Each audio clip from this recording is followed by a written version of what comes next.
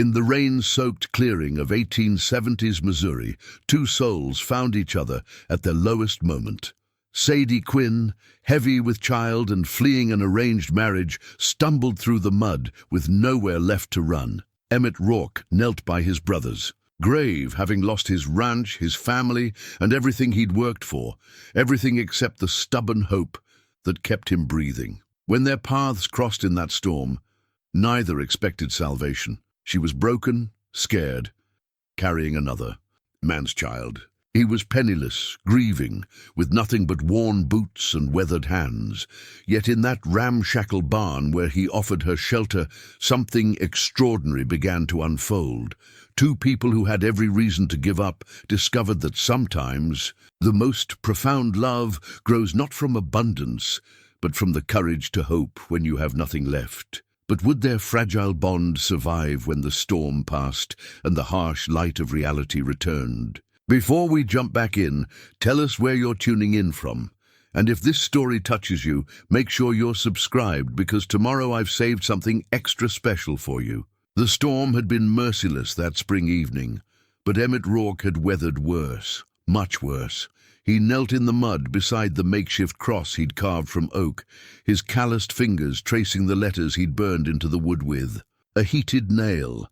Daniel Rourke, 1845-1873, beloved brother. The rain had washed away the fresh earth again, and he'd need to pack it down come morning.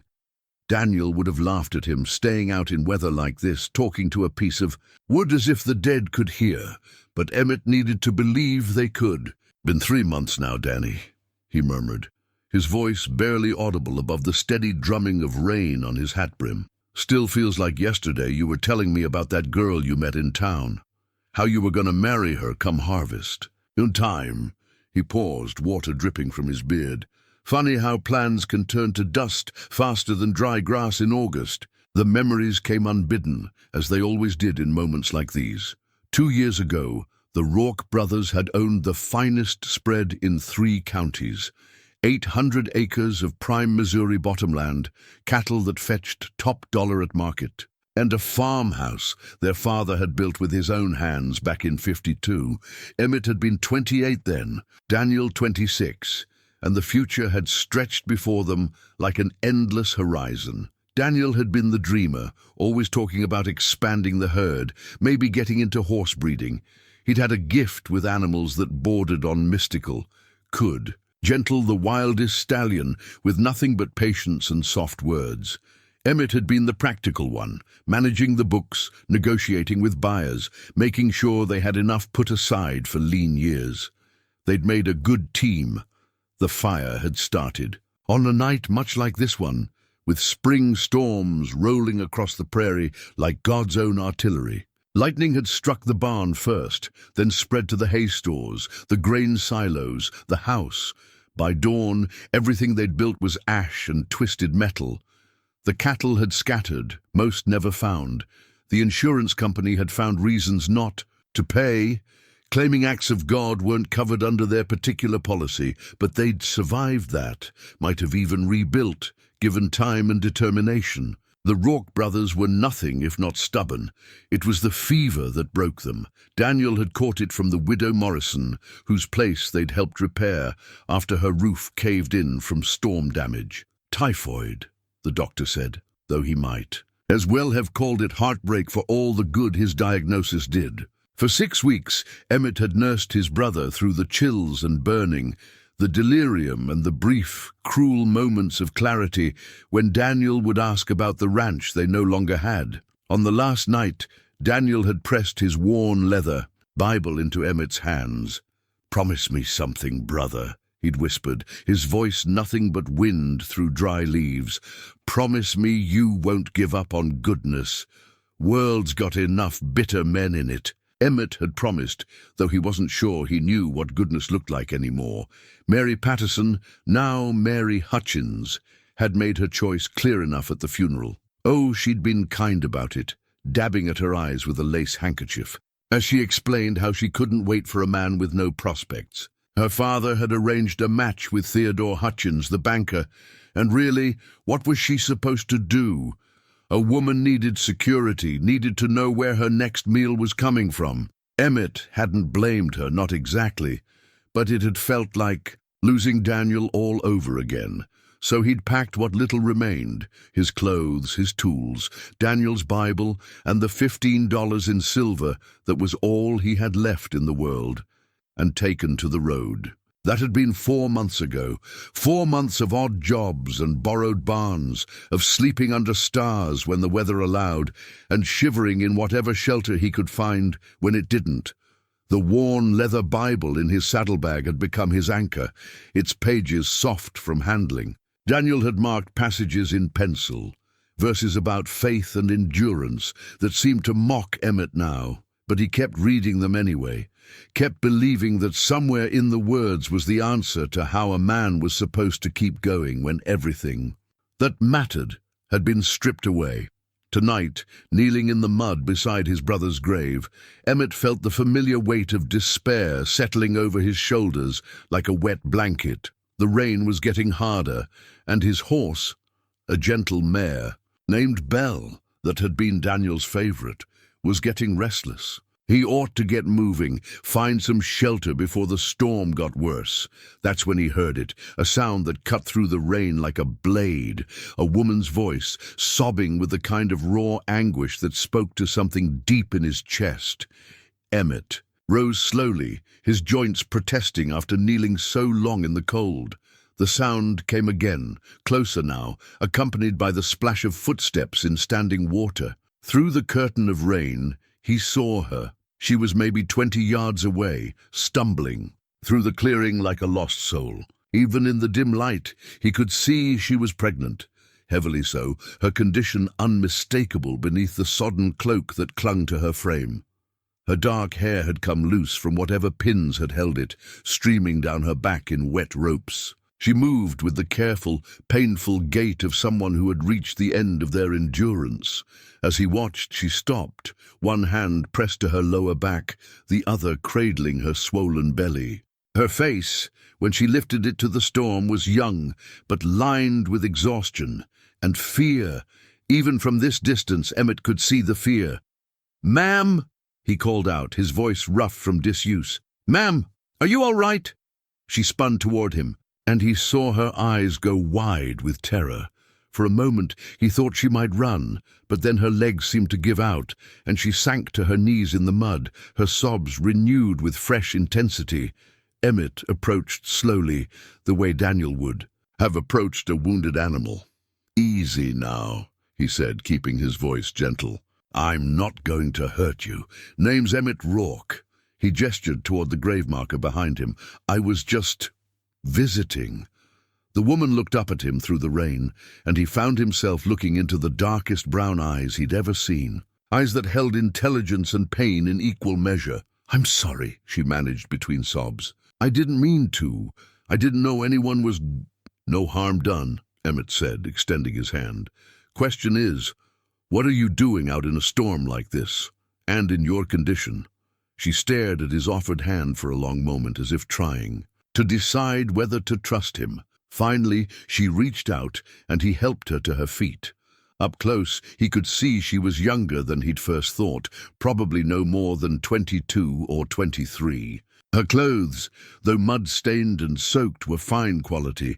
This wasn't some farm girl caught in bad weather. This was a lady who had no business being alone in the wilderness. "My name is Sadie," she said quietly. "Sadie Quinn. And She swallowed hard, her hand moving protectively over her belly. "I have nowhere else to go." The simple honesty of it hit Emmett like a physical blow. Here was someone even more lost than he was. Someone who had reached the same crossroads of desperation that had brought him to his knees beside his brother's grave. Whatever had driven her out into this storm, it must have been terrible indeed. "Well, Miss Quinn," he said, settling his hat more firmly on his head, "happens I know of a place where we can get out of this rain. It ain't much, but it's dry and warm. Would you like me to show you?" She nodded, tears mixing with rainwater on her cheeks. "Yes, please, I would be very grateful," as they made their way toward Belle, who stood patiently waiting. Beneath a cluster of cottonwoods, Emmett found himself wondering what force of nature had brought them together in this moment. He'd been asking God for a sign, some indication of which way to turn next. Maybe this was it, not the dramatic revelation he'd been hoping for, but something quieter, something that looked like a frightened young woman who needed help, and maybe, just maybe, helping her would help him remember what Daniel had meant about not giving up on goodness. The abandoned barn sat about a mile from the clearing, nestled in a grove of hickory trees that provided some protection from the wind. It had been empty for years, ever since the widow Thompson moved to town to live with her daughter, but the roof was sound and the walls solid. Emmett had been camping there for the past week, and while it wasn't luxury, it beat sleeping in the open. He helped Sadie down from Bell, noting how she moved with the careful precision of someone in pain. "Here we are," he said, pulling open the heavy door. "Not the cattleman's hotel, but it'll keep us dry." Inside, he'd made a rough camp in one of the old stalls. A circle of stones held the remains of his cooking fire, and his bedroll was spread on a thick layer of old hay. His few possessions were arranged neatly along one wall: saddlebags, a coffee pot, a frying pan, and Daniel's Bible wrapped in oilcloth. Sadie looked around with something that might have been relief. "It's wonderful," she said, and Emmett could tell she meant it. Whatever she'd left behind, comfort hadn't been part of it. "Let me get a fire going," he said, moving toward the stone circle. "Get you warmed up some." He paused, looking back at her. "When did you last eat?" Her hand moved to her stomach again, and he saw her wince. "Yesterday morning, I think. Maybe the day before. I lost track." Emmett nodded, keeping his expression neutral. Whatever her story was, she'd tell it, in her own time. For now she needed warmth, food, and rest. The questions could wait. As he coaxed flames from the kindling, casting dancing shadows on the barn walls, Emmett found himself thinking about Daniel's last words. "Promise me you won't give up on goodness." Maybe this was what his brother had meant. Not some grand gesture, but the simple act of helping someone who needed it. Maybe goodness wasn't something you found. Maybe it was something you did, one small kindness at a time. Outside, the storm continued to rage, but inside the old barn, two broken souls had found shelter. And for the first time in months, Emmett Rourke began to hope that tomorrow might be different than today. The fire crackled to life, casting warm light across Sadie's face and revealing details that the storm had hidden. Her skin was pale with exhaustion, but beneath the weariness, Emmett could see she was quite beautiful. More than that, she carried herself with a dignity that spoke of good breeding, even in her current bedraggled state. The fine fabric of her dress, though mud-stained and torn, had likely cost more than he'd seen in the past 6 months. "Here," he said, shrugging out of his coat. "This'll help some." The garment was worn and patched, but it was dry and would provide warmth. "I've got coffee if you'd like some, and there's salt pork and hardtack. Nothing fancy, but it'll fill you up." Sadie accepted the coat gratefully, pulling it around her shoulders. "You're very kind, Mr. Rourke. I don't know how to thank you." "No thanks needed," Emmett said, busying himself with the coffee pot. "Just tell me, is there someone looking for you? Someone who might be worried?" A shadow crossed her face, and she pulled his coat tighter. "Not in the way you mean." Her voice was soft, educated, with the refined accent of someone who'd had tutors rather than schoolmarms. "My father. He might send men looking, but not out of concern for my welfare." Emmett poured coffee into his tin cup and handed it to her, then settled across the fire with his own drink. The barn felt suddenly intimate, just the two of them, and the dancing flames between them. Outside, thunder rolled across the prairie like distant cannon fire. "You don't have to tell me anything you don't want to," he said carefully. "But if there's trouble following you, I ought to know about it." Sadie cupped the coffee in both hands, breathing in the steam. For a long moment, she was quiet, and Emmett thought she might not answer. Then she looked up at him, those dark eyes reflecting the firelight. "My name is Sadie Quinn," she said. "My father owns the largest textile mill in St. Louis, along with considerable other interests." He's a man accustomed to getting his way in all things. She paused, her hand moving unconsciously to her belly. Including the disposition of his only daughter. Emmett waited, sensing there was more to come.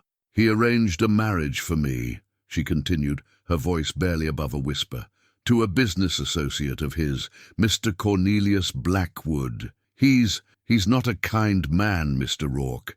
In fact, he's quite the opposite. But he has money and influence. And that's all my father cares about? And the baby? Emmett asked gently.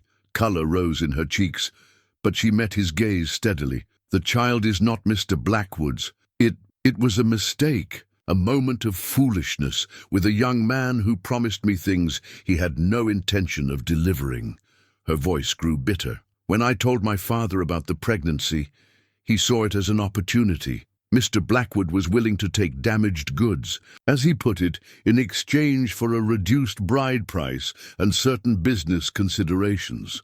Emmett felt a spark of anger kindle in his chest. And you refused. I tried to. Sadie set down the coffee cup, her hands trembling slightly.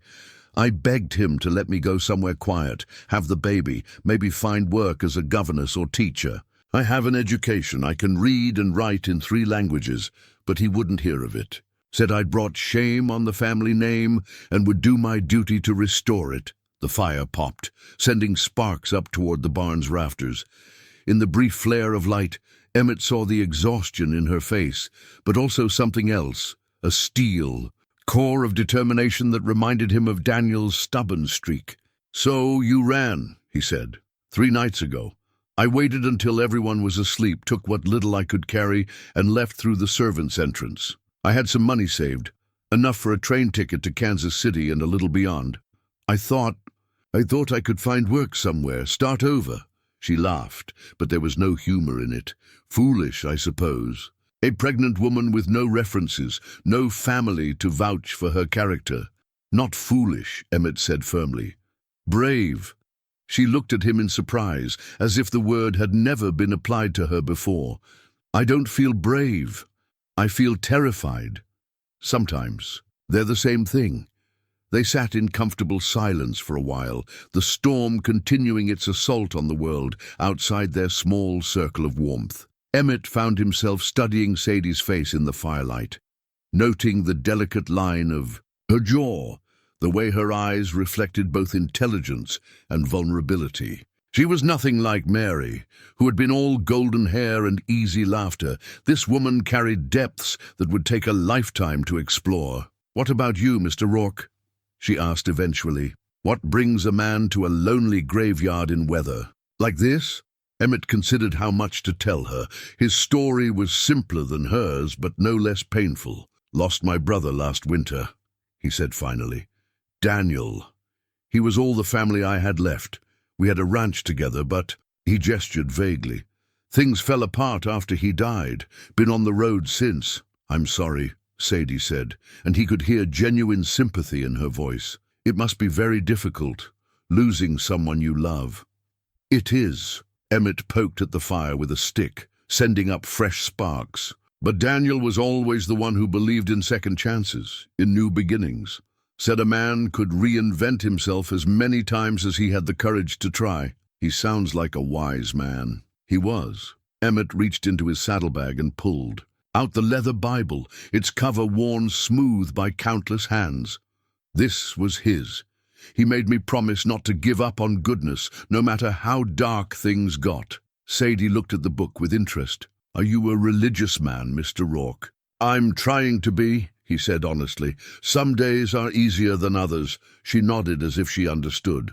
My mother was very devout. She died when I was 12, but she used to tell me that God puts people in our path when we need them most. Sadie looked up at him, and there was something vulnerable in her expression. Maybe that's what happened tonight. The simple words hit Emmett like a physical blow. Here was this young woman, pregnant and alone, driven from her home by her father's greed and cruelty, and she was suggesting that their meeting might be providence rather than accident. It was exactly the kind of thing Daniel would have said. "Maybe so," he said quietly. Outside, the wind howled through the trees, but inside the barn something had shifted between them. It wasn't love, not yet, but it was the beginning of something. Trust, perhaps, or simply the recognition that neither of them had to face the darkness alone. "Miss Quinn," Emmett said, making a decision that would change both their lives. "You're welcome to stay here as long as you need. I know it's not much, but it's safe and dry, and I give you my word as a gentleman that you'll be treated with nothing but respect." Tears gathered in her eyes, and for a moment Emmett thought she might break down again. Instead, she reached into the folds of her skirt and drew out something small and golden, a wedding ring, he realized, simple but elegant. "This was my mother's," she said, holding it up to catch the firelight. "It's all I have left of her, and all I have left of the woman I thought I'd become someday. I've been carrying it, hoping—" She trailed off, then looked at him with an expression of dawning wonder. "You don't even know me, Mr. Rourke. I could be anyone. A thief, a madwoman, a murderess." "Could be," Emmett agreed. "But you're not. How can you be so certain?" He thought about it for a moment, watching the way the firelight played across her face. "Because a woman who carries her mother's wedding ring and speaks of her with such love, who risks everything to protect an unborn child, that's not the kind of woman who brings harm to others." Sadie closed her fingers around the ring, holding it tight against her heart. "I don't know what I did to deserve your kindness." "Maybe that's not how it works," Emmett said, echoing something Daniel used to say. "Maybe kindness isn't about deserving. Maybe it's just about being human." The storm began to ease as the night wore on, the thunder growing more distant, the rain settling into a steady patter on the roof. Emmett gave Sadie his bedroll and made himself a nest of hay on the other side of the fire, close enough to tend the flames, but far enough away to preserve propriety. As she settled down to sleep, wrapped in his coat with her mother's ring clutched in her palm, Emmett found himself thinking about the strange turns life could take.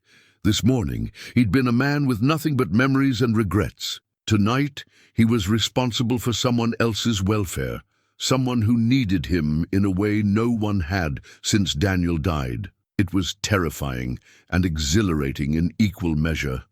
"Mr. Rourke?" Sadie's voice came soft through the darkness. "Yes, ma'am? Thank you for everything. Get some rest, Miss Quinn. Tomorrow's a new day." As her breathing deepened into sleep, Emmett lay awake, listening to the dying storm and thinking about providence, about the strange ways God might work in the world. He'd lost everything he thought mattered: his home, his brother, his future. But maybe, just maybe, that loss had prepared him for this moment, when a frightened young woman needed exactly what he had to offer: shelter, protection, and the stubborn hope that tomorrow could be better than today. Outside, the rain continued to fall, washing the world clean. Dawn came softly to the Missouri countryside, painting the sky in shades of pearl and rose. The storm had passed, leaving the world washed clean and glistening with dew. Emmett woke to the sound of bird song and the gentle murmur of Belle nickering for her morning feed. He lay still for a moment, disoriented by the unfamiliar presence in the barn. Then memory returned, and he turned carefully to see Sadie still sleeping on his bedroll, her dark hair spread across the makeshift pillow he'd fashioned from his spare shirt. In sleep, the lines of worry had smoothed from her face, and she looked younger, more vulnerable. One hand rested protectively over her swollen belly, even in unconsciousness, maintaining her vigil over the life within. Moving quietly so as not to wake her, Emmett slipped outside to tend to Belle and assess the damage from the storm. The mare greeted him with a soft whinny, and he ran his hands along her flanks, checking for any cuts or bruises from the branches that had blown about in the wind. Finding none, he led her to the small creek that ran behind the barn, swollen now from the rain, but still passable. The clearing where Daniel's grave lay was a muddy mess, the wooden cross he'd carved standing at a slight angle where the wind had loosened it. Emmett made his way over, kneeling in the wet earth to straighten the marker and pack fresh soil around its base. The simple act felt like a morning prayer, a way of acknowledging his brother's continued presence in his life. "Got company, Danny," he said quietly, his hands working the dark earth. "A young lady in trouble. Reminds me of that time you brought home that injured sparrow, remember? Spent 3 weeks feeding it drops of water and tiny bits of bread until it could fly again." He paused, looking up at the brightening sky. "Think maybe you sent her my way?" A meadowlark called from somewhere in the distance, its clear notes carrying across the prairie like a benediction. Emmett chose to take it as an answer. When he returned to the barn, Sadie was awake, sitting up carefully and looking around with the confused expression of someone waking in an unfamiliar place. Her hair had dried overnight into gentle waves that caught the morning light filtering through the barn's gaps, and color had returned to her cheeks. "Good morning," he said, setting down the bucket of fresh water he'd drawn from the creek. "Sleep well?" "Better than I have in weeks," she admitted, accepting his hand as he helped her to her feet. "I'd forgotten what it felt like to feel safe." The simple statement hit him harder than he'd expected. Here was a woman who should have known nothing but safety and comfort, raised in luxury with every advantage money could provide, and she was grateful for a night in a drafty barn because it meant freedom from fear.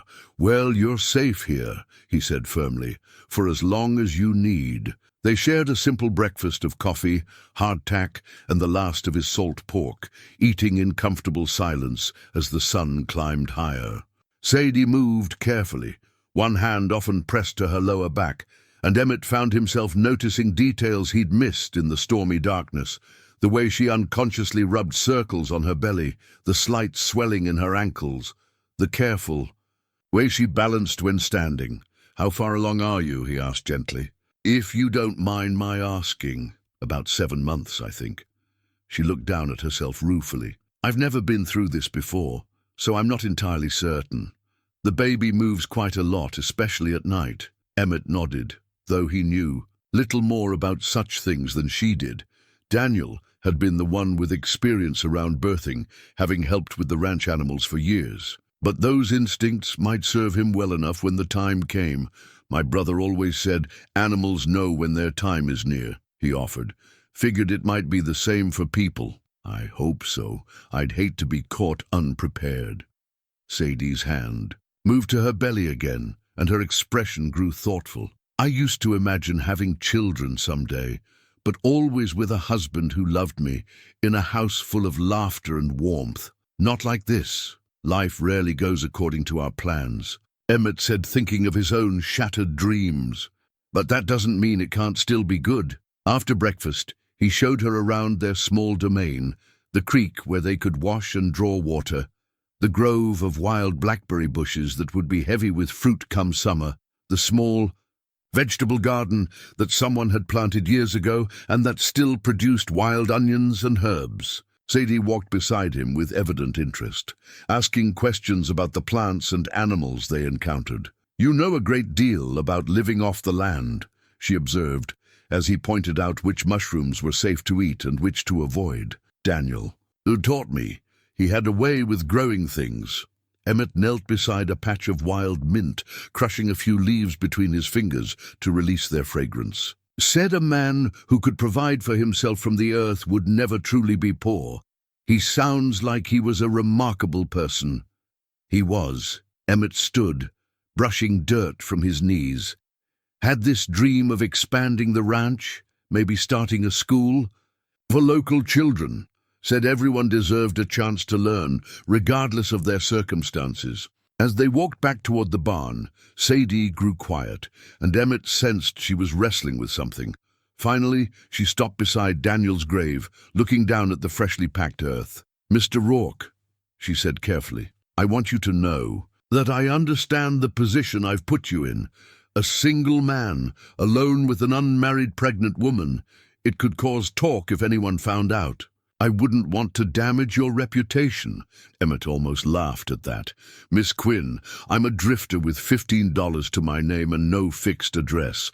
I'm not sure I have much of a reputation left to damage. Even so, She turned to face him, and he saw determination in her dark eyes. "I want you to know that I'll do whatever I can to help while I'm here. I may not know much about outdoor living, but I can cook. I can mend clothes. I can help with whatever needs doing." "That's kind of you, but you don't owe me anything." "I think I do." She looked back at the grave marker. "Your brother believed in goodness," you said. "In helping people. Well, helping me means helping my child too. That's a kind of legacy, isn't it?" The observation struck him as profoundly wise. He'd been thinking of his promise to Daniel, in terms of grand gestures, heroic acts that would somehow balance the scales of cosmic justice. But maybe it was simpler than that. Maybe legacy was built one small kindness at a time, one person helped, one life made better. "Yeah," he said, quietly. "I think it is." They spent the rest of the morning in companionable work. Sadie proved surprisingly capable, despite her sheltered upbringing, helping him repair storm damage to the barn's roof and organize their meager supplies. She had quick hands and a quicker mind, adapting easily to tasks that were foreign to her. Experience. As the sun reached its zenith, they took shelter in the barn's shade, sharing the last of the morning's coffee. Sadie had been unusually quiet for the past hour, and Emmett could see something weighing on her mind. "What is it?" he asked finally. She was quiet for so long he thought she might not answer. Then she looked up at him with an expression that was half hope, half fear. "I've been thinking about what you said yesterday, about second chances, about reinventing yourself." She paused, her fingers worrying at the fabric of her skirt. "Do you really think it's possible? For someone like me?" "Why wouldn't it be?" "Because I'm not just starting over, Mr. Rourke. I'm running away. There's a difference." Emmett considered this, understanding more than she might realize. Sometimes running away is the first step toward running to something better. "And if my father's men find me, if they drag me back to St. Louis and that horrible marriage," the fear in her voice made something protective stir in his chest, "then they'll have to go through me first." She stared at him in surprise. "You barely know me." "I know enough." He met her gaze steadily. "I know you're brave enough to risk everything for your child's future. I know you'd rather face the unknown than accept a life without love. That tells me everything I need to know about your character." Tears gathered in her eyes, but she blinked them back. "You're a good man, Emmett Rourke. Your brother would be proud." As if in response to her words, the meadowlark called again from the prairie, its song carrying across the peaceful afternoon. Emmett chose to believe it was Daniel's way of agreeing. 3 days passed in peaceful routine before reality intruded on their sanctuary. Emmett had grown accustomed to waking to the sound of Sadie moving quietly about the barn, always careful not to disturb his sleep. She had a way of making their humble shelter feel more like a home, folding their few blankets just so, arranging their supplies with an eye for order that spoke of her refined upbringing. On the 4th morning, as he prepared to ride into the nearest settlement for supplies, Emmett faced a decision that had been weighing on his mind. His $15 wouldn't last forever, and with Sadie's condition advancing, they would need more than hardtack and salt pork to sustain them. More troubling still was the matter of what would happen when her time came. A baby needed things: clothes, blankets, proper food for a nursing mother. He stood beside Belle, checking her bridle with more care than necessary, while Sadie watched from the barn entrance. She had taken to wearing his spare shirt over her dress, the blue cotton making her eyes look even darker. The sight of her in his clothing did something to his chest that he wasn't quite ready to examine. "You're troubled about something," she observed, and he marveled again at her perceptiveness. "Just thinking about supplies," he said, swinging up. "Into the saddle. Need to get a few things from town. How much money do we have left?" The casual way she said "we" made his heart skip, though he tried not to read too much into it. "Enough for now. Don't worry about that." But Sadie stepped forward, one hand on Belle's neck. "Emmett, I'm not a child. I know you're spending your last dollars on food for me, on things I need. That's not fair to you." He looked down at her, noting the determined set of her jaw. Over the past few days, he'd watched her grow stronger, more confident. The frightened woman who'd stumbled into the clearing was being replaced by someone with steel in her spine. "What would you have me do? Let you go hungry?" "No, but—" She reached into the pocket of her skirt and withdrew a small object wrapped in cloth. "I want you to take this." She unwrapped a delicate gold bracelet, the kind of jewelry that would have cost him a year's wages when he'd had wages to earn. Tiny diamonds caught the morning light, winking like stars. "Sadie, no." He dismounted immediately. "I can't take that." "It's not a gift," she said firmly. "It's a loan. Sell it, use the money for whatever we need. When I'm able, I'll find a way to repay you." "With what? You said yourself you have nothing." "I have my education. I can teach or work as a governess. There are ways for a woman to earn an honest living if she's willing to work." Her chin lifted with pride. "I won't be a burden forever." Emmett stared at the bracelet in her palm, understanding what it represented. This wasn't just jewelry, it was her last connection to the life she'd known. Probably a gift from her mother, or a treasure saved from childhood. Selling it would sever that final tie to her past. "Are you sure about this?" "I'm sure." She pressed the bracelet into his hand, her fingers warm against his palm. "Besides, it represents the old Sadie, the one who thought security meant marrying well and keeping silent about her opinions. I don't want to be that woman anymore." The ride to Millerville took him through rolling hills, dotted with farmsteads, past fields where early corn was just beginning to show green shoots. It was good land, the kind that could support a family if a man was willing to work it. Emmett found himself imagining what it would be like to settle down again, to have a place to call home. The thought should have been painful. He'd lost one farm already, but somehow it felt more like hope than heartbreak. The town was larger than he'd expected, with a proper main street lined with businesses. The general store occupied a prime corner location, its windows displaying everything from bolts of fabric to farm implements. Emmett tied Belle to the hitching post and took a deep breath before entering. The proprietor was a middle-aged man with shrewd eyes and a merchant smile. "Help you with something, friend?" "Need some supplies," Emmett said, setting the bracelet on the counter, "wondering what you might give me for this." The man picked up the jewelry, examining it with a jeweler's loupe he produced from his vest. Pocket. His eyebrows rose slightly. "Fine piece. Where'd you come by it?" "Belonged to my wife," Emmett said, the lie coming easier than he'd expected. "Times are hard." "They are indeed." The merchant set down the bracelet. "I can give you $40 for it. Fair market value."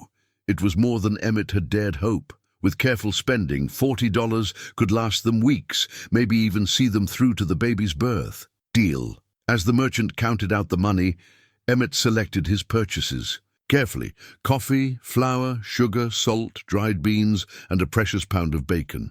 Medicine for pain and fever, soft cloth that could be fashioned into baby clothes. A bottle of laudanum in case the birth proved difficult. "You got a doctor in town?" he asked as the merchant tallied his purchases.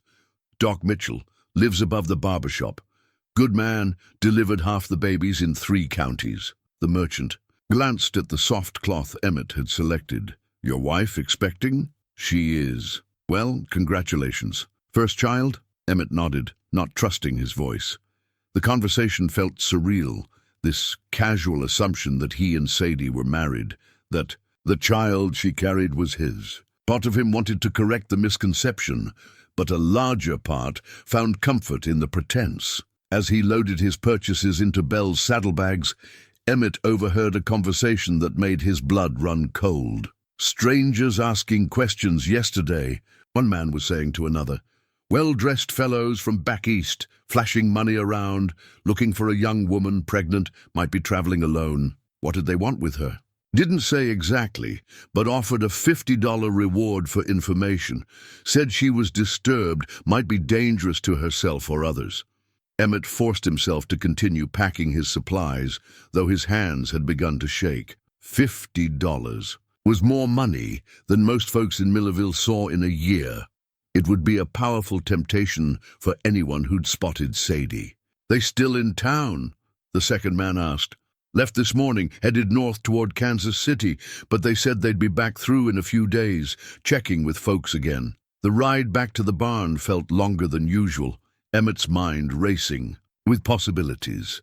Sadie's father was clearly serious about finding her, serious enough to hire professionals and offer substantial rewards. The description of her as disturbed and dangerous was calculated to make good people feel justified. In turning her in for her own protection, he found Sadie sitting by the creek, her feet dangling in the cool water. She'd braided her hair back and rolled up the sleeves of his shirt, and for a moment she looked so young and peaceful that he almost couldn't bear to shatter her tranquility. "How did it go?" she asked, looking up with a smile that faded when she saw his expression.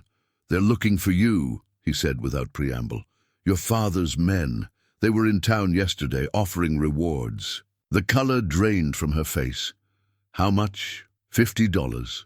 She was quiet for a long moment, her hand moving to her belly in the protective gesture he'd come to know so well.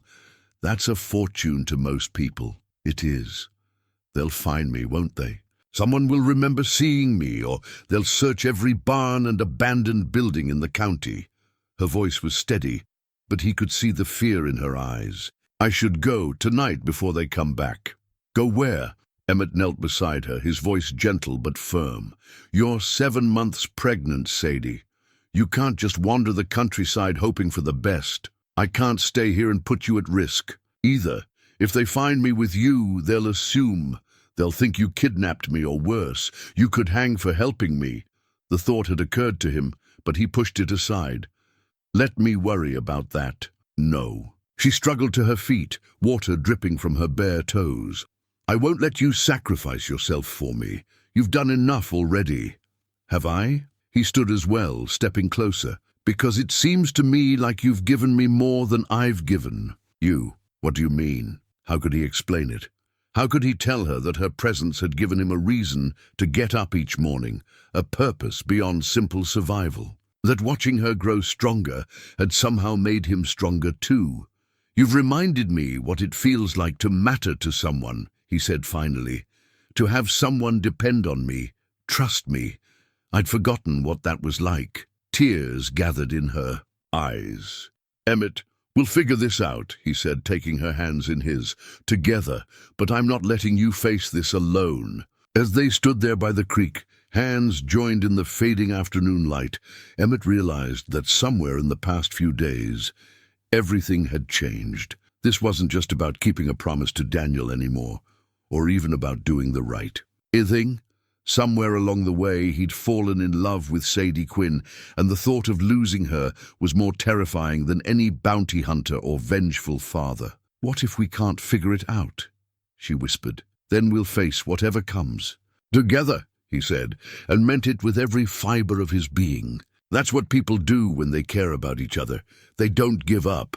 The last rays of sunlight filtered through the trees, painting the world in shades of gold and amber. And for a moment, despite the danger closing in around them, Emmett allowed himself to hope that love might be enough to see them through. The yarn was soft beneath Sadie's fingers, a gentle blue that reminded her of summer skies. Emmett had brought it back from town, along with knitting needles and careful instructions from the merchant's wife on how to fashion baby clothes. Now, 3 days later, she sat in the afternoon shade of the barn, working on what would become a tiny blanket for the child she carried. Each stitch was a small act of faith, a belief that she would survive long enough to wrap her baby in something made with love rather than fear. The repetitive motion of the needles soothed her in a way she hadn't expected, giving her hands something useful to do while her mind processed the reality of their situation. Emmett was working nearby, repairing a section of fence that had blown down in the storm. She watched him from the corner of her eye, noting the easy strength in his movements, the way he paused occasionally to wipe sweat from his brow with the back of his hand. Over the past week, she'd come to appreciate the quiet competence he brought to everything he did, The way he could make a shelter feel like a home, with nothing more than careful attention to small comforts. "Tell me about your mother," he said suddenly, not looking up from his work. The request surprised her.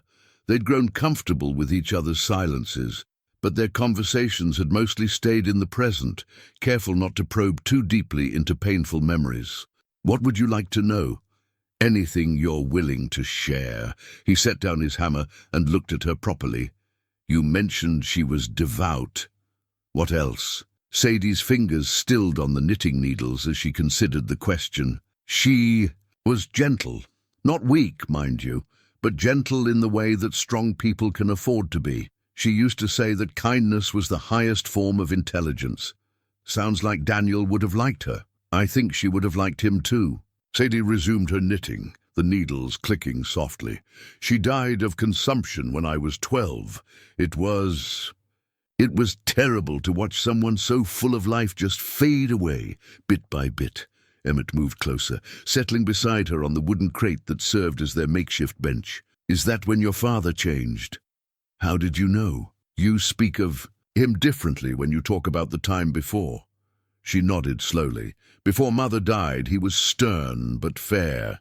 He had strong opinions about how a lady should behave, but he also encouraged my education, my curiosity about the world. After—" she shrugged. "After, it was as if he couldn't bear to look at me. I reminded him too much of what he'd lost. So he tried to turn you into someone else. Someone safer, I think. Someone who wouldn't leave him the way she did." Sadie looked down at the growing blanket in her lap. "I used to wonder if that's why he was so determined to marry me off to Mr. Blackwood. If I belonged to another man completely and utterly, then I couldn't abandon him by dying." The insight was delivered so matter-of-factly that it took Emmett a moment to absorb its weight. "That's a heavy burden for a child to carry." "I didn't understand it then. I just knew that nothing I did seemed to please him anymore." She held up the blanket, examining her work. "This is the first time in years I've made something just because I wanted to, not because it was expected of me." Emmett watched her face as she spoke, noting the way her expression softened when she looked at the blanket. There was something almost sacred about the care she put into each stitch, as if she were weaving love itself into the fabric. "May I?" he asked, gesturing toward the blanket. She handed it to him, and he examined the delicate pattern she'd chosen, the way the stitches formed tiny flowers along the border. "It's beautiful work. I hope the baby thinks so." Her hand moved to her belly, where the child had been increasingly active. "He or she has been doing somersaults all morning. I think the little one approves." The casual way she included him in these moments of pregnancy, sharing the baby's movements, discussing preparations for the birth, had become precious to Emmett. It felt like being granted access to something holy, this glimpse into the mysterious process of new life forming. "Have you thought about names?" "I had, before everything changed." She took the blanket back, folding it carefully. "I used to imagine naming a daughter after my mother, Catherine, but now I think I'd like something new, something that belongs entirely to this child and this life we're building." The phrase, "this life we're building," hung in the air between them, full of possibility and unspoken hope. Neither of them had directly addressed what was happening between them. The way their conversations had grown deeper, their glances longer, their carefully maintained distance increasingly difficult to preserve. "What about you?" Sadie asked. "Did you and Daniel ever talk about having families?" "Some." He was the one who was eager to settle down, find a good woman to share his life with. He used to say he wanted enough children to field a baseball team. Emmett smiled at the memory. "I was always the cautious one, waiting for the right moment, the right circumstances. And now?" The question was quietly asked, but it carried enormous weight. Emmett looked at her, this brave young woman who had risked everything for her child's future, who had somehow made him believe in possibilities he'd thought were lost forever. "Now I think Daniel had the right idea," he said carefully. "Life's too uncertain to wait for perfect circumstances." As if summoned by their conversation, a rider appeared in the distance, approaching slowly along the path that led to their hidden sanctuary. Both Emmett and Sadie tensed, watching as the figure resolved into an elderly man on a tired-looking horse. "Preacher Williams," Emmett said with relief, recognizing the circuit minister who served the scattered communities in the area. "Harmless enough, but we should be careful what we say." The preacher was a kindly man in his 60s, with white hair and gentle eyes that seemed to take in everything without judgment. He dismounted stiffly, accepting Emmett's offer of water. "And a place to rest in the shade. Haven't seen you folks before," he said, settling gratefully onto the ground. "I'm Reverend Williams. I travel through these parts regularly, offering services to anyone who needs them." Emmett Rourke, Emmett, replied, This is Sadie. Pleasure to meet you both." The preacher's eyes took in Sadie's condition without comment, though Emmett noticed the way his gaze lingered on her bare ring finger. "Are you folks settled in the area?" "Temporarily," Sadie said, her voice steady despite the awkwardness of the situation. "We're between homes at the moment." "Ah," the preacher nodded knowingly. "These are uncertain times for many folks. The war may be over, but its effects linger on." He paused, studying them both with the penetrating gaze of someone accustomed to reading human nature. "I don't suppose you folks might be in need of any particular services? I perform weddings, baptisms, that sort of thing." The offer hung in, the air like a challenge. Emmett felt Sadie's sharp intake of breath beside him, saw the way her hands instinctively moved to her belly. Here was a solution to at least part of their problem. Marriage would give the baby legitimacy, would provide Sadie with the protection of his name and legal standing, but it would also be a lie, a mockery of something sacred. Whatever was growing between them, it deserved better than a marriage born of desperation and convenience. "That's kind of you to offer," Emmett said carefully. "But we're not ready," Sadie finished, her voice firm despite the color that had risen in her cheeks. "Not yet." The preacher nodded, as if this was the answer he'd expected. "Well, when you're ready, you know where to find me. I'll be in the area for another week or so." He rose, brushing dust from his clothes. "In the meantime, might I offer a word of advice from an old man who's seen more than his share of human nature?" They both nodded. "Love that's built on truth and patience will outlast any storm," he said gently. "But love that's built on fear and haste, well, that's a foundation made of sand." After he'd gone, Emmett and Sadie sat in thoughtful silence, the weight of unspoken possibilities heavy between them.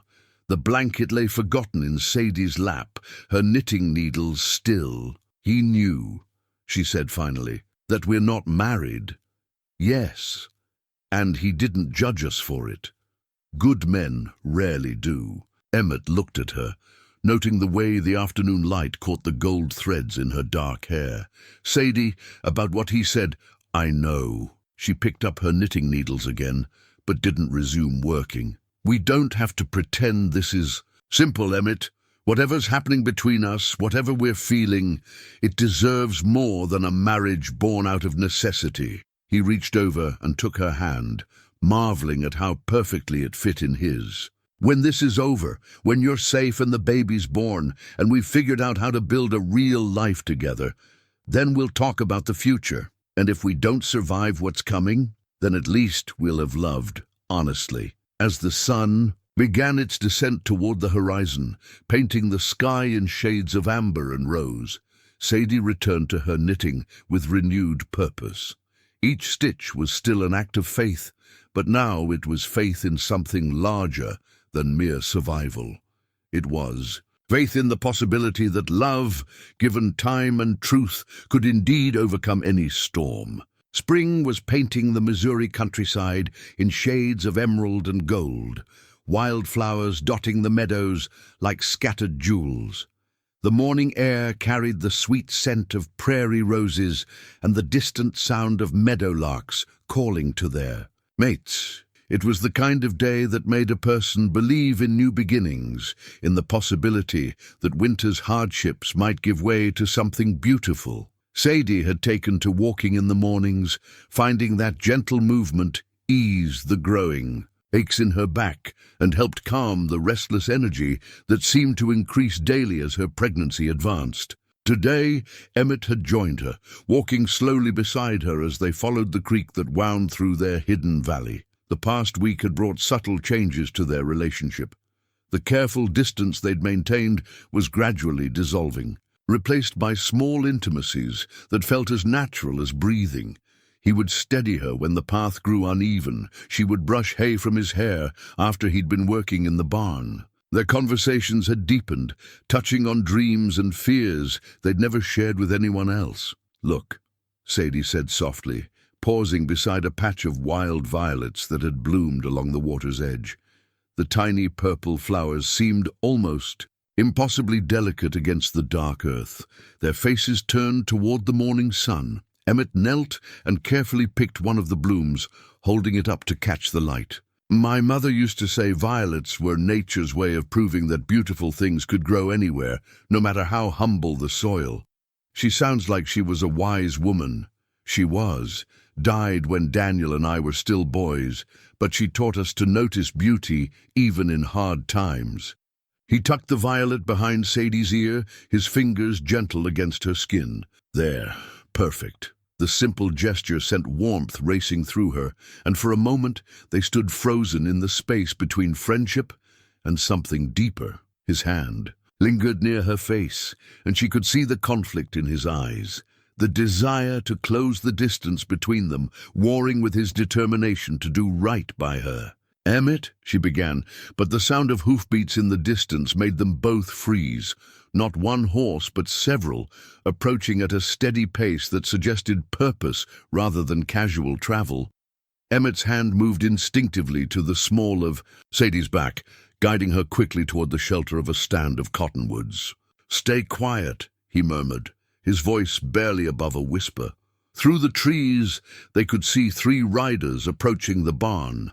Well-dressed men on good horses, exactly the kind of searchers Sadie's father would hire.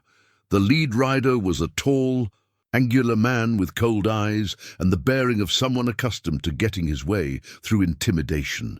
"Tracks lead this way," one of the men called out, dismounting near the creek. "Fresh ones.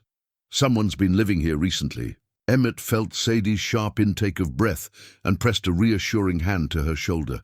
They were well hidden among the trees, but if the men decided to search thoroughly, "Spread out," the lead rider ordered.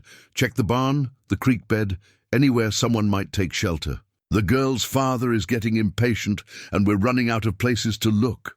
"What if she's moved on?" asked the third man, a younger fellow who seemed less comfortable with their mission. "Then we keep looking until we find her. $50 is $50, and Marcus Quinn doesn't take kindly to failure." The sound of her father's name made Sadie flinch, and Emmett could feel her trembling against him. He wrapped his arm around her shoulders, drawing her closer as they watched the men systematically search their sanctuary. One of the searchers emerged from the barn, holding something in his hand.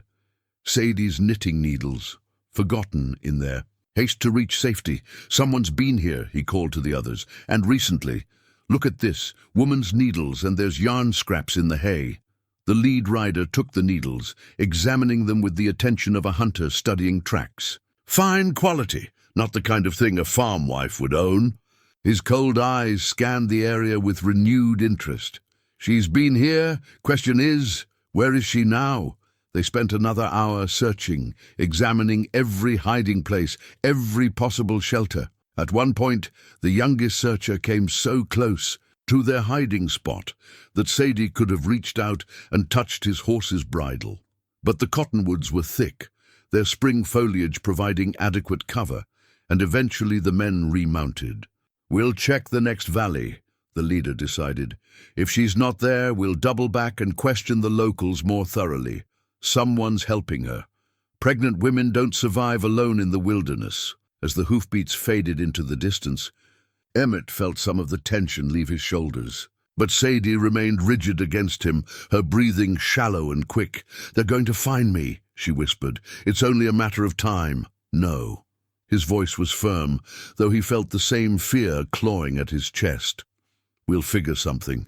Out? How? They know I've been here. They'll be back, probably with more men. She turned in his arms, her dark eyes wide with terror. Emmett, you have to let me go. Tonight, while they're searching elsewhere. If they find me here with you, I'm not letting you go anywhere. The words came out more forcefully than he'd intended, but he didn't soften them. Sadie, you're 8 months pregnant. You can't just disappear into the wilderness. I can't stay here and let them destroy your life either. He cupped her face in his hands, forcing her to meet his gaze. My life was already destroyed, remember? I had nothing left to lose until you came along. Don't you understand? You didn't just give me someone to protect. You gave me a reason to keep believing in tomorrow. Tears spilled down her cheeks, and he brushed them away with his thumbs. But if they catch us, then we'll face whatever comes together. That's what I promised you, and that's what I mean. They made their way back to the barn in thoughtful silence, both acutely aware that their time in this peaceful sanctuary was running out. The little refuge that had become home was no longer safe, but neither of them was willing to voice what they both knew, that they would have to leave soon, ready or not. That evening, as they sat by their small fire, sharing a simple meal of beans and cornbread, Emmett made a decision that had been forming in his mind all day. There's something I want to show you, he said, reaching into his saddlebag and withdrawing a small object wrapped in cloth. When he unwrapped it, Sadie gasped. It was a pressed flower, the same violet he had picked for her that morning, carefully, preserved between 2 pieces of glass that he'd fashioned from a broken window in the barn.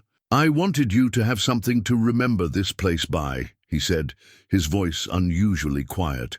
Whatever happens next, I want you to know that these have been the happiest weeks of my life. She took the pressed flower with trembling hands, holding it up to the firelight. The violet was perfectly preserved, its delicate petals still holding their vibrant purple color. It's beautiful, she whispered. But Emmett, why does this feel like goodbye? He was quiet for a long moment, staring into the flames. Because we both know we can't stay here much longer, and once we leave, everything changes. What do you mean? I mean that out there in the world, you're Sadie Quinn, daughter of a wealthy man carrying another man's child. And I'm just a drifter with nothing to offer but a willingness to work hard and a heart that's already yours whether you want it or not. The confession hung between them like a bridge. Neither of them was quite ready to cross. Sadie set the pressed flower carefully aside and moved closer to him, close enough that he could see the flecks of gold in her dark eyes. And in here, she asked softly, in this place, who are we? In here, we're just Emmett and Sadie, 2 people who found each other in a storm and discovered that sometimes the most broken things can still hold something beautiful. She reached up and touched his face, her fingers tracing the line of his jaw. Then let's stay here tonight. Let's have one more night of being just Emmett and Sadie before we have to face the world. He covered her hand with his, leaning into her touch. And tomorrow? Tomorrow we'll be brave. We'll figure out how to protect what matters most. She looked down at her swollen belly, then back up at him. All of what matters most. As the fire burned down to glowing embers, they sat together in the peaceful darkness, the pressed violet between them like a promise. Outside, the spring night was alive with the sounds of new growth and fresh beginnings. And in the morning, they would have to leave their sanctuary behind and face whatever awaited them in the wider world. But for now, they had this moment, this quiet space where love had grown as naturally as wildflowers in prairie soil, as unexpectedly, beautiful as violets blooming beside a country creek. The morning brought an unwelcome visitor in the form of young Tom Bradley, the blacksmith's apprentice from Millerville. The boy couldn't have been more than 16, with earnest eyes and dirt under his fingernails from his trade. He approached their barn cautiously, clearly uncomfortable with his mission. "Mr. Rourke," he called out, his voice cracking slightly. "Sir, I need to speak with you." Emmett emerged from the barn, instinctively positioning himself between the boy, and where Sadie remained hidden inside. "Tom, what brings you out this way?" Well, sir, there's something you need to see." The boy reached into his shirt and withdrew a folded paper, his hands shaking as he held it out. "They're posting these all over town. I thought you should know." Emmett took the paper and unfolded it, his blood turning to ice as he read the words printed in bold black letters, "Wanted for bank robbery and murder. Emmett Rourke, 500 reward, dead or alive." Below the text was a crude but recognizable sketch of his face, drawn from memory but accurate enough to be damning. The poster claimed he had robbed the First National Bank of Millerville and killed a guard in the process.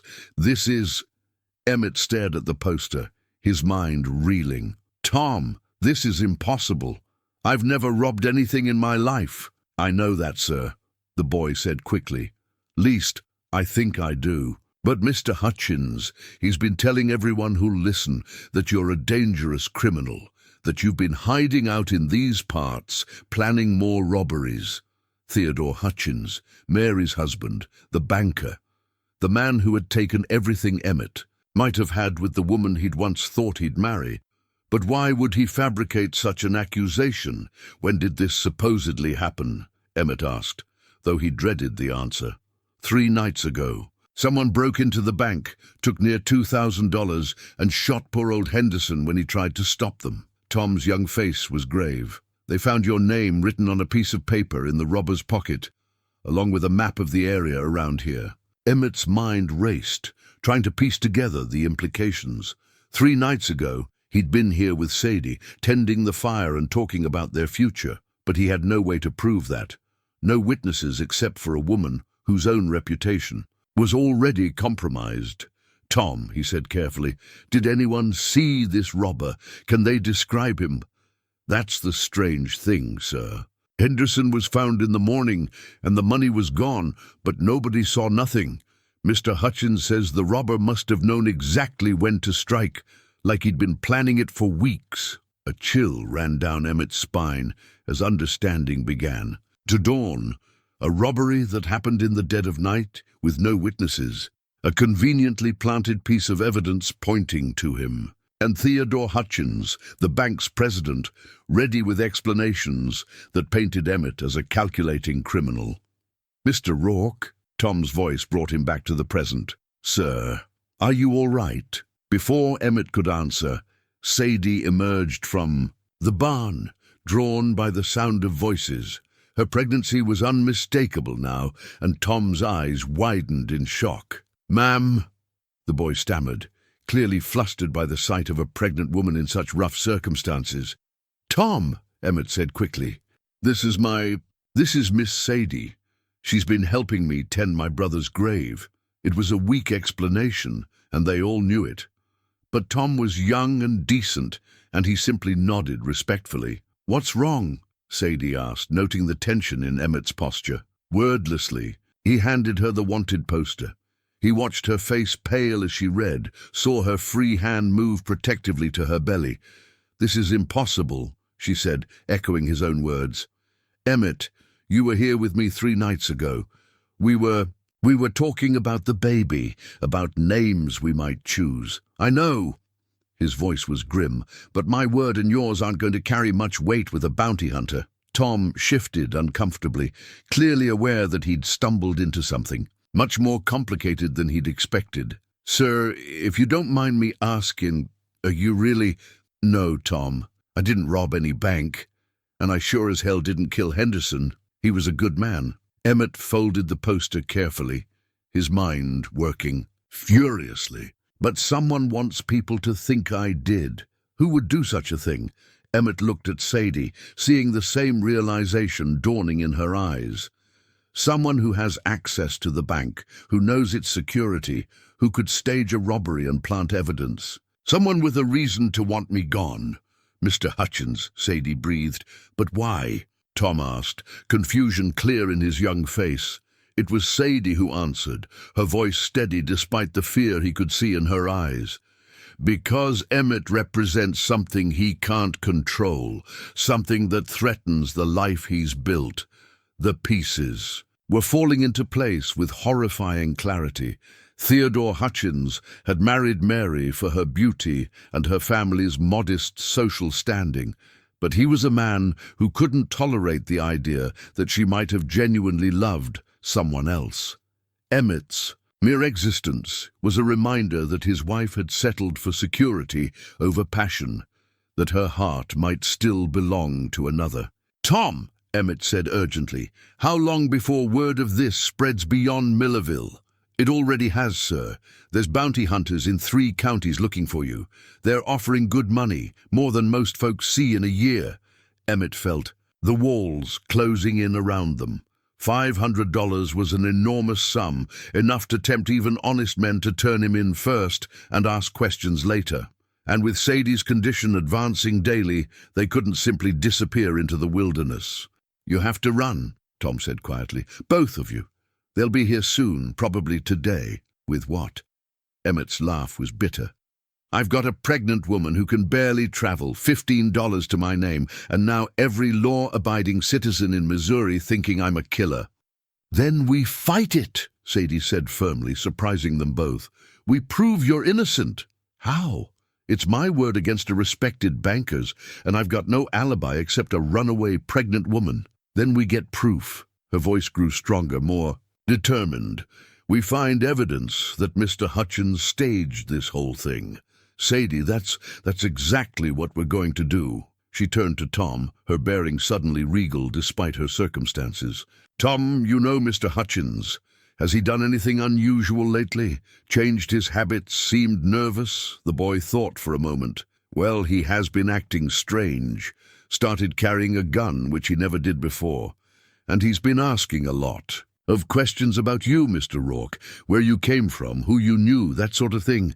"When did this start?" "A few weeks back, right around the time folks started talking about strangers in the area looking for some runaway girl." Tom's eyes widened as another piece of the puzzle clicked into place. He was real interested in that story, kept asking if anyone had seen her.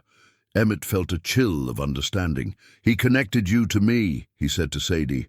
"Somehow he figured out that the wealthy man's daughter the searchers were hunting was here with me." "But how could he know that, Mary?" Emmett said grimly. "She must have told him about you, about our conversations before I left town. He put the pieces together and realized that helping you made me vulnerable." The full scope of Hutchins' plan was becoming clear. Frame Emmett for robbery and murder, collect the reward money while eliminating a romantic rival, and ensure that Sadie would be found and returned to her father. It was elegant in its simplicity and devastating in its thoroughness. "So, what do we do?" Tom asked, looking between them with the earnest desire to help that Emmett remembered from his own youth. "We need to get to Mary," Sadie said suddenly. "If she knows the truth about what her husband has done, she might be willing to help." "She won't go against him," Emmett said. "She chose security over love once already, maybe. But she's also a good person who wouldn't want to see an innocent man hang for her husband's crimes." Sadie's hand moved to her belly, where the baby had begun to stir. "And if there's one thing I've learned, it's that good people sometimes find their courage when they're needed most." Tom looked back toward town, then at the wanted poster in Emmett's hands. "If you're going to do something, you'd better do it quick. Word is that federal marshals are being called in from St. Louis. Once they get here," he didn't need to finish the sentence. "Once federal authorities became involved, the chances of proving Emmett's innocence would diminish considerably." "Tom," Emmett said, "I need you to do something for me. Can you get a message to Mary Hutchins without her husband knowing?" "I think so. My sister works in her kitchen sometimes. Tell her that I need to speak with her. Tonight, after dark, at the old Miller place outside town. And Tom," Emmett gripped the boy's shoulder, "this stays between us. If Hutchins finds out you helped me, it could go very badly for you." "I understand, sir. And Mr. Rourke, for what?" "It's worth I don't believe you did those things.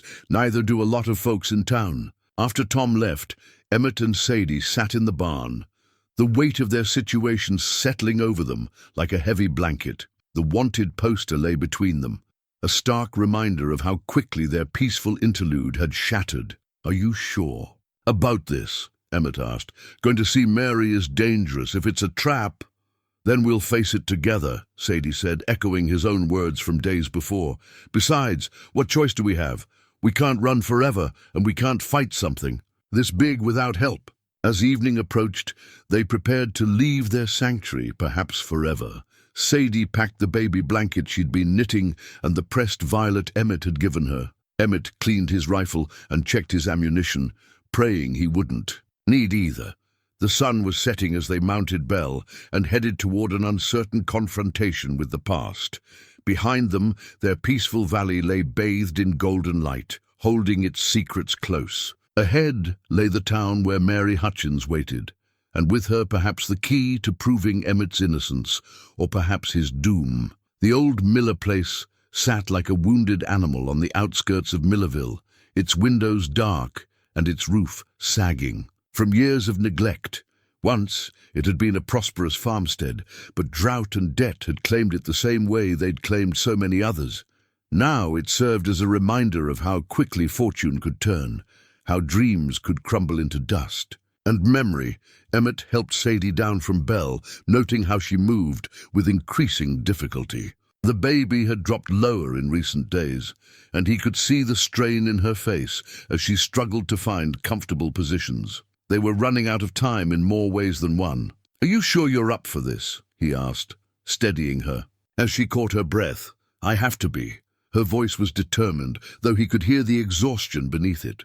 "If Mary has information that can clear your name, we need to get it before your trial becomes a lynching." The thought sent a chill through him. Western justice could be swift and brutal, especially when the crime involved murder and the accused had no social standing to protect him. Theodore Hutchins had calculated well.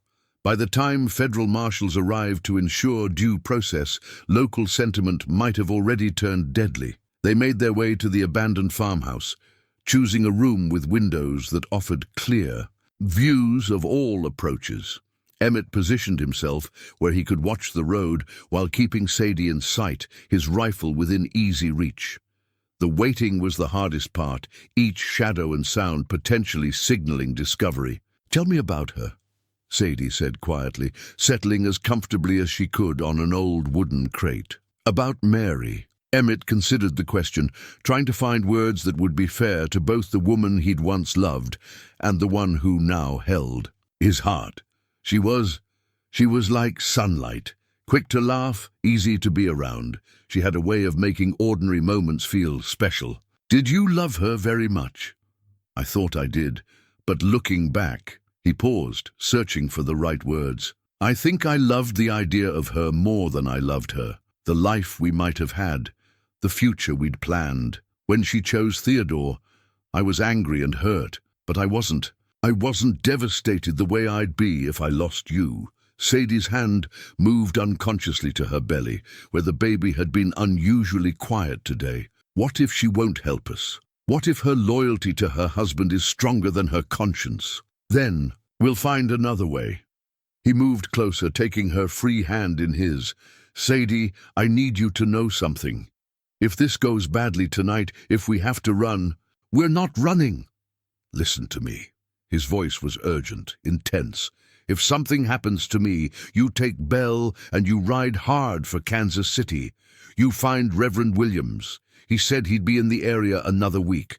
You marry him if you have to. Take his name. Become someone new. Start over. Emmett, no, we do this together or not at all. You have the baby to think about, and you have us to think about." She gripped his hand tighter. "I won't leave you to face this alone. We're family now, whether there's been a ceremony or not." The simple declaration hit him like a physical blow. Family, after months of drifting alone, of believing he'd lost everything that mattered, here was this remarkable woman offering him belonging, purpose, love. It was worth fighting for, worth risking everything to protect. Hoofbeats on the road interrupted his thoughts. A single rider, approaching slowly, carefully. Through the broken window, they could see a slight figure on a bay mare, moving with the hesitation of someone who wasn't entirely sure of their destination. "It's her!" Emmett said, recognizing Mary's posture even in the moonlight.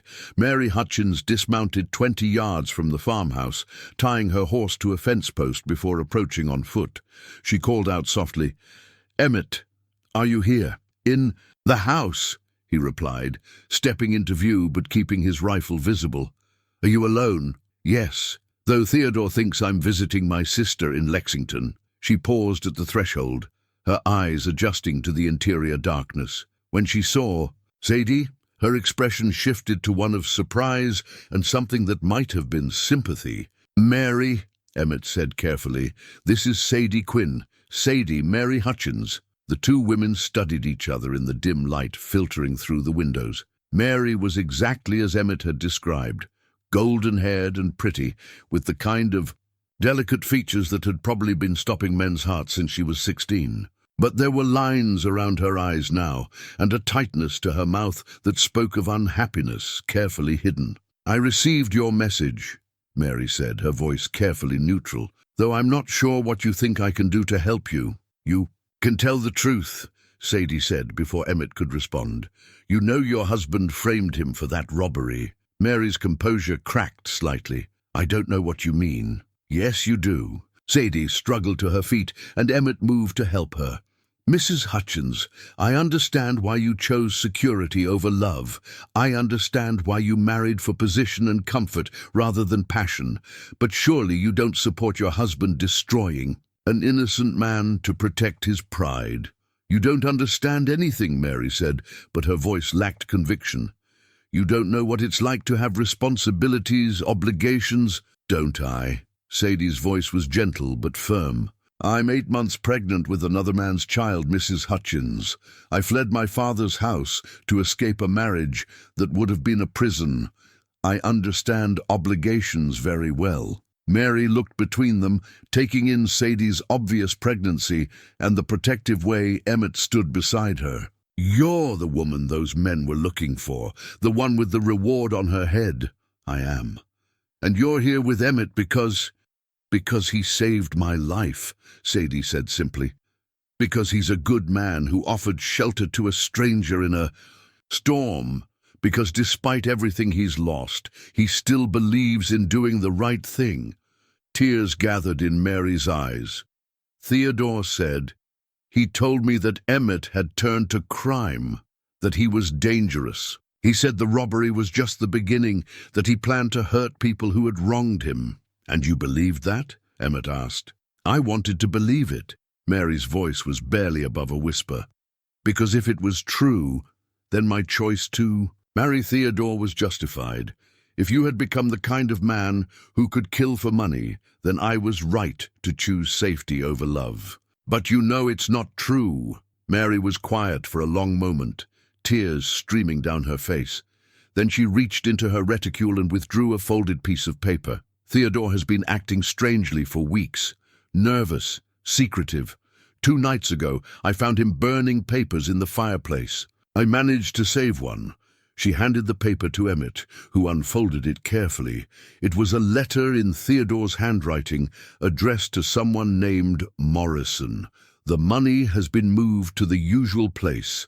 Ensure the evidence is planted, as discussed. The local authorities will be informed of Rourke's location within the week. Your payment will be delivered upon confirmation of his capture or death." "My God," Emmett breathed. "He hired someone to stage the robbery." "Morrison works for him sometimes," Mary said. "Does collections, handles unpleasant business. Theodore's been using him for months to pressure farmers behind on their loans." "Mrs. Hutchins," Sadie said gently, "why are you showing us this? Why help us when it means exposing your husband?" Mary looked up at them with eyes full of pain and regret. "Because I've been living a lie, and it's eating me alive. Theodore doesn't love me. He owns me. He married me to prove he could take whatever he wanted, including the woman you cared about. And when he realized you might find happiness with someone else," she gestured towards Sadie, "he couldn't bear it. What will you do now?" Emmett asked. "I don't know.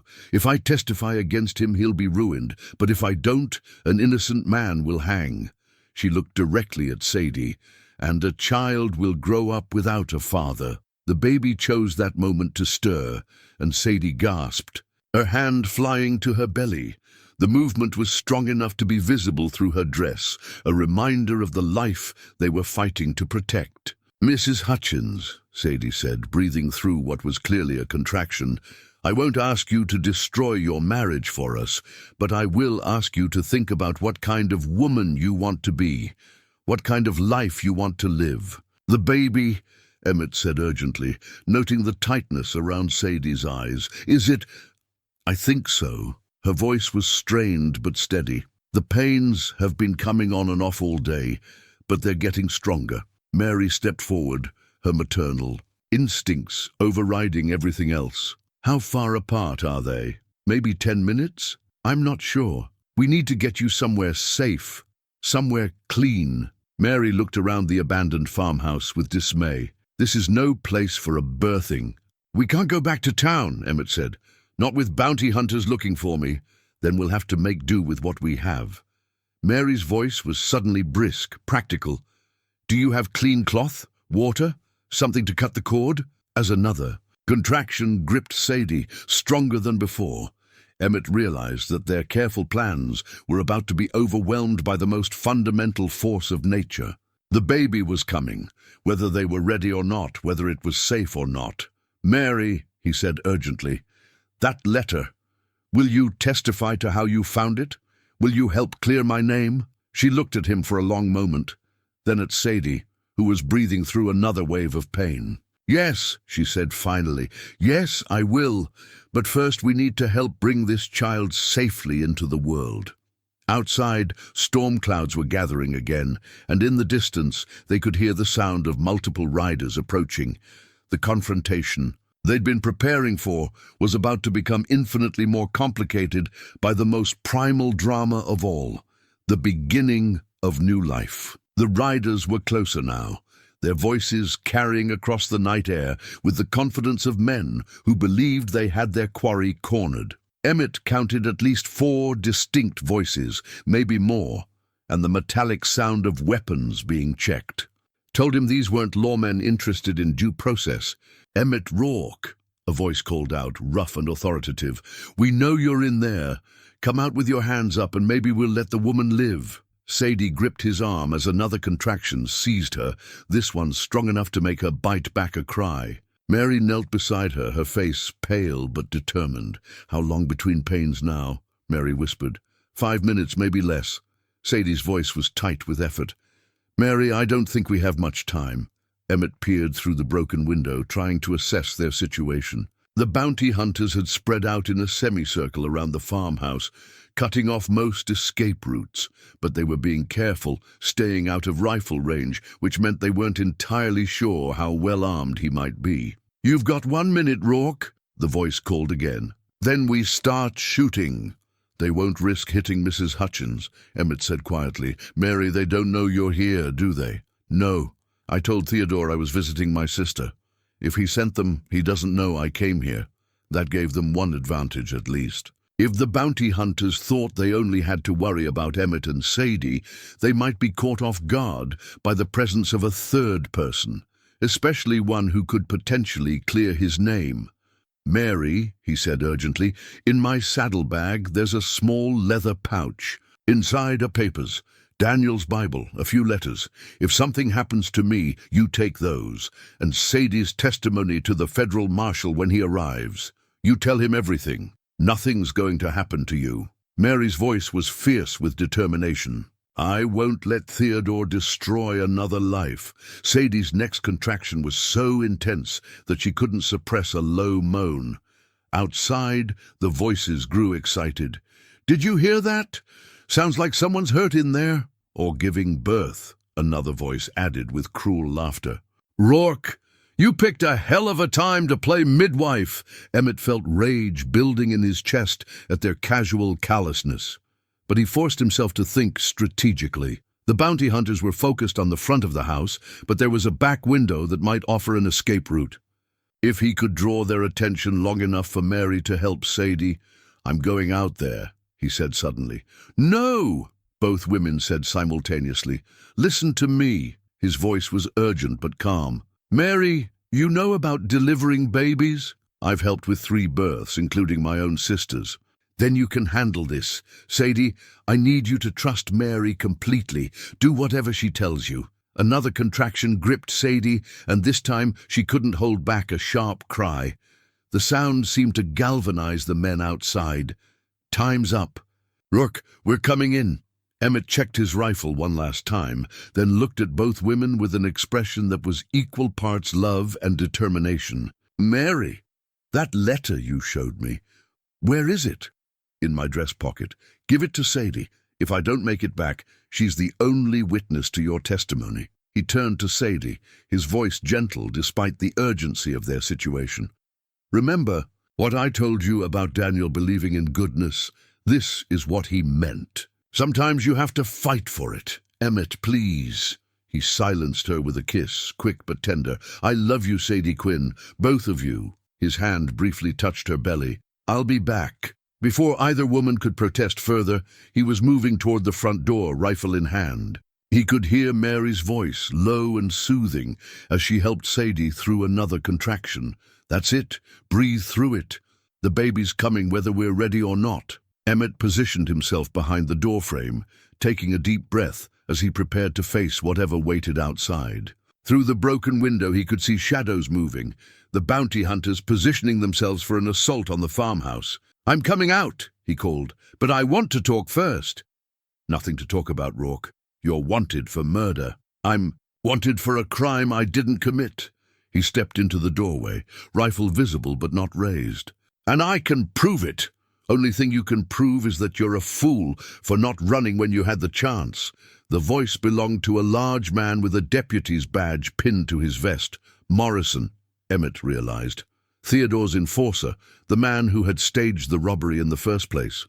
The irony was bitter. The very man who had framed him was now leading the hunt to bring him in. "Morrison," Emmett called out, "I know what you did.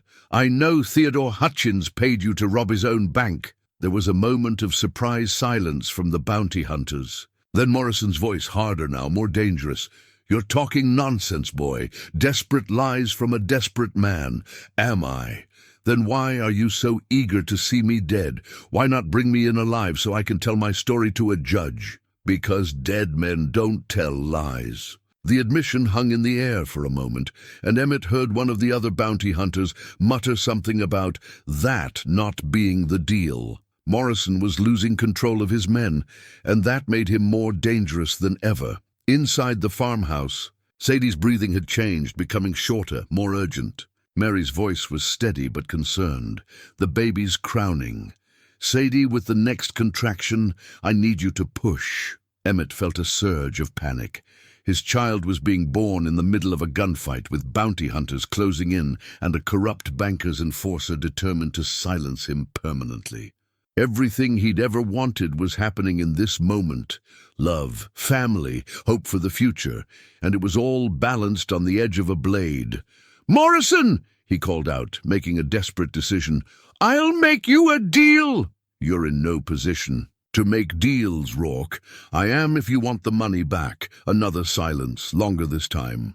Emmett could almost hear the wheels turning in Morrison's head, greed warring with the safer option of simply killing him and claiming the reward. "What money?" "The 2,000 you stole from Hutchins' bank. I know where it's hidden. It was a complete bluff, but it bought him time." Inside, he could hear Sadie's efforts as she worked to bring their child into the world, Mary's voice providing steady encouragement. "You're lying," Morrison said, but there was uncertainty in his voice now. "Maybe I am, but can you afford to? Find out after you've killed me?" Emmett stepped further into the doorway, making himself a clear target. "Here's what I propose. Let me get the woman safely to a doctor, and I'll tell you where the money is. The woman don't matter. She's just baggage. She matters to me. And if anything happens to her, you'll never see that money again." Behind him, Sadie's voice rose in a final, desperate effort, and then silence. A breathless moment that seemed to stretch forever. Then, cutting through the tension like a bell, came the sound Emmett had been praying for. The thin, outraged cry of a newborn baby. His child. Their child. The future made manifest in the space of a heartbeat. The baby's cry seemed to change everything in that moonlit farmyard. Even the hardened bounty hunters fell silent for a moment, the sound of new life cutting through their violent intentions like a knife through cloth. In that brief pause, Emmett heard Mary's voice, soft with wonder. "It's a girl, Sadie, a beautiful girl." The words hit him like a physical blow. A daughter. He had a daughter, born in the midst of chaos, but perfect and whole and alive. The fierce protectiveness that surged through him was unlike anything he'd ever experienced, stronger than grief, stronger than fear, stronger than his own instinct for survival. "Well, ain't that something?" Morrison said, his voice carrying a cruel amusement. "Congratulations, Rourke. Too bad you won't live to see her grow up." "Maybe I will," Emmett said, his voice steadier than he felt. "Maybe I'll live to see her. Learn to walk, to read, to become the kind of woman who stands up for what's right." Pretty words from a dead man, but Emmett could hear uncertainty in Morrison's voice and in the muttering of the other bounty hunters. The birth had unsettled them, reminded them that there were innocent lives at stake here. These weren't all bad men. Some were just poor farmers and drifters drawn by the promise of easy money. "Morrison," one of them called out, "maybe we should think about this. There's a newborn baby in there." Baby or no baby, Rourke still wanted for murder. If he's telling the truth about the money, though. He ain't telling the truth. Morrison's voice was getting sharper, more desperate. And even if he was, our job is to bring him in, not negotiate with him. Emmett could sense the group starting to fracture, Morrison losing control of men who were having second thoughts about their mission. It was time to press his advantage. "What's Theodore paying you, Morrison?" he called out. "Whatever it is, I doubt it's worth hanging for conspiracy to commit murder." "What are you talking about?" "I'm talking about the fact that you staged that robbery on Hutchins' orders. I'm talking about planted evidence and false accusations. I'm talking about the federal marshal, who's already on his way to investigate." The lie came easily, born of desperation and the need to protect his newborn daughter. But it had the desired effect. He heard several of the bounty hunters talking.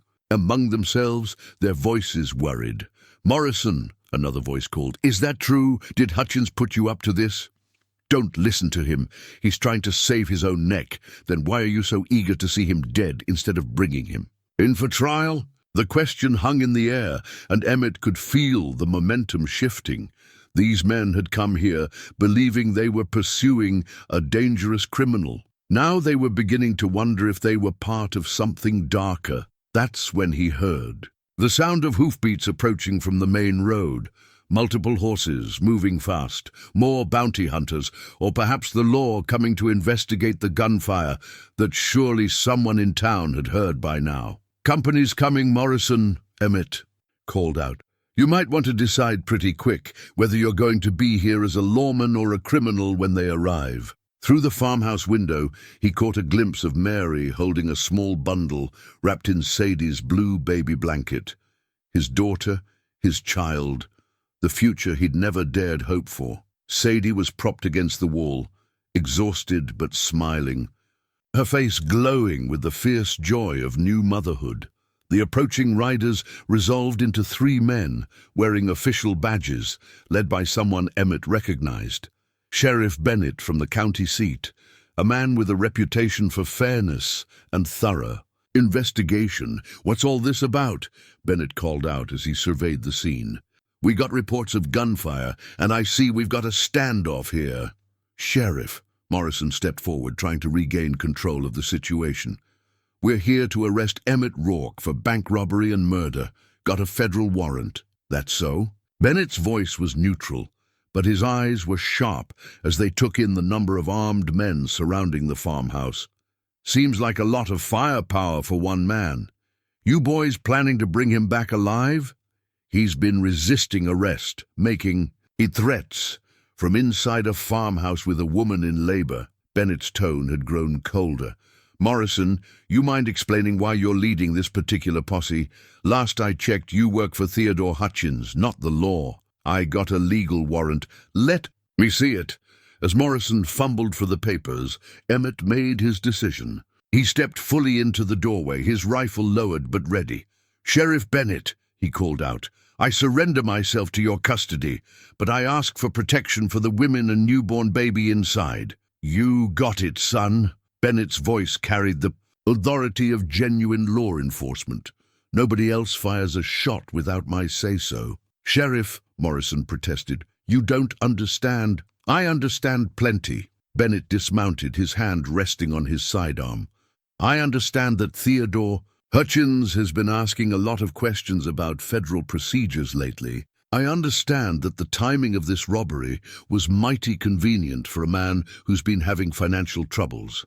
And I understand that you, Morrison, have been spending money lately that don't match your wages." The sheriff's words hit like thunderbolts, revealing that the investigation had already begun, that Theodore's scheme was unraveling faster than he could control it. "Mrs. Hutchins," Bennett called toward the farmhouse, "we know you're in there, ma'am. Your husband reported you missing, but your sister in Lexington says you never arrived. We'd like to hear what you have to say about all this." Mary appeared in the doorway, still holding the baby, her face pale but determined. "Sheriff Bennett, I have evidence that my husband framed Mr. Rourke for crimes he didn't commit. I have a letter in Theodore's handwriting that proves he hired Morrison to stage the robbery." The words fell into the night air like stones into still water, sending ripples of shock through the assembled men. Several of the bounty hunters began backing away, suddenly understanding that they'd been used as pawns in a wealthy man's vendetta. Morrison's hand moved toward his gun, desperation making him dangerous. "You're all making a mistake." "The only mistake," said a new voice from the shadows, "was thinking you could get away with this." Theodore Hutchins stepped into the circle of light, his fine clothes disheveled, his face haggard with the look of a man whose carefully constructed world was collapsing around him.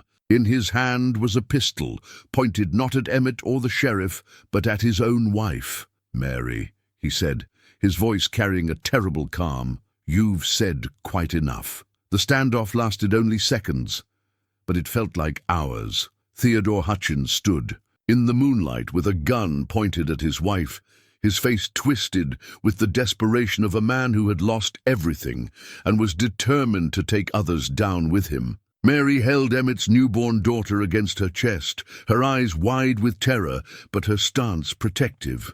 "Theodore," Sheriff Bennett said carefully, "put the gun down. This doesn't have to end badly." "Doesn't it?" Theodore's laugh was bitter, hollow.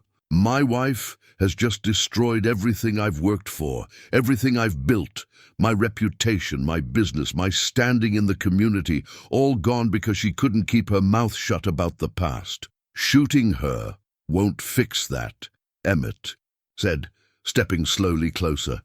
"It'll only make things worse." "Worse?" Theodore's eyes were wild now, the careful mask of respectability finally stripped away. "How could things possibly be worse? I'll be ruined, imprisoned, reduced to nothing, while you ride off into the sunset with your perfect little family." "Theodore, please." Mary's voice was steady despite her fear.